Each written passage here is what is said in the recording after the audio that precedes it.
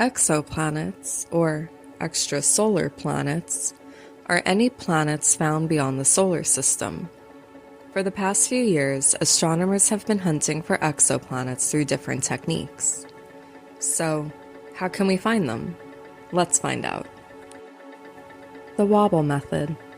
Have you ever observed as an ambulance passes you, the pitch changes?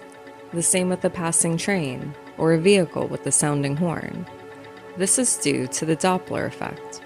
The same principle is used to detect exoplanets using the radial velocity method, also known as Doppler spectroscopy. Otto Struve, a Ukrainian-American astronomer, proposed using powerful spectrographs to detect distant planets in 1952. He described how a large planet, such as Jupiter, would cause its parent star to wobble slightly as the two objects orbited around their respective centers of mass. Gravity pulls on everything. For example, stars pull planets, and planets pull stars. When planets pull on stars, it will be either our way or the opposite way. This makes the star glow either bluer or redder due to the shift of wavelength in light. This pulling of planets makes stars wobble, and telescopes on Earth can detect them. This method was used to detect 51 Pegasi b, a Jupiter-like exoplanet, in 1995. Planet hunters can track a star's spectrum using highly sensitive spectrographs attached to ground-based telescopes, looking for periodic shifts or spectral wobbles. The spectrum appears slightly blue-shifted at first, then slightly red-shifted at the end.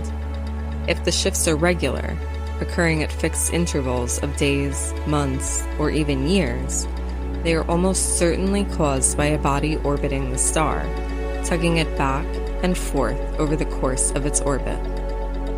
If the mass of the body is less than about 10 times that of Jupiter, or about 3,000 times the mass of Earth, it is most likely a planet. Larger mass objects are most likely deemed to be stars.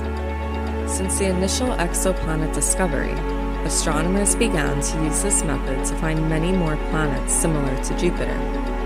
This method of finding exoplanets is suited for finding big planets with close orbits around their host stars, and to measure their minimum mass. But the fact that the radial velocity method cannot accurately determine the mass of a distant planet, and can only provide an estimate of its minimum mass, is a drawback. This is a major issue for planet hunters because mass is the primary criterion for distinguishing planets from small stars. Some astronomers believe that at least some of the planets detected by the radial velocity method are actually very low mass stars rather than planets. This technique is also suitable for ground-based telescopes on Earth. However, this technique is not suitable for planets with distant orbits and detecting smaller Earth-like planets.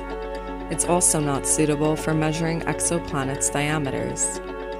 As of the present day, more than 1,000 exoplanets have been found using radial velocity, or Doppler spectroscopy, or the Wobble method. As most of the planets detected by these methods are hot versions of Jupiter, and as these planets are near to their host stars, it is highly unlikely to find life on them. Thank you for watching, and please subscribe to the channel.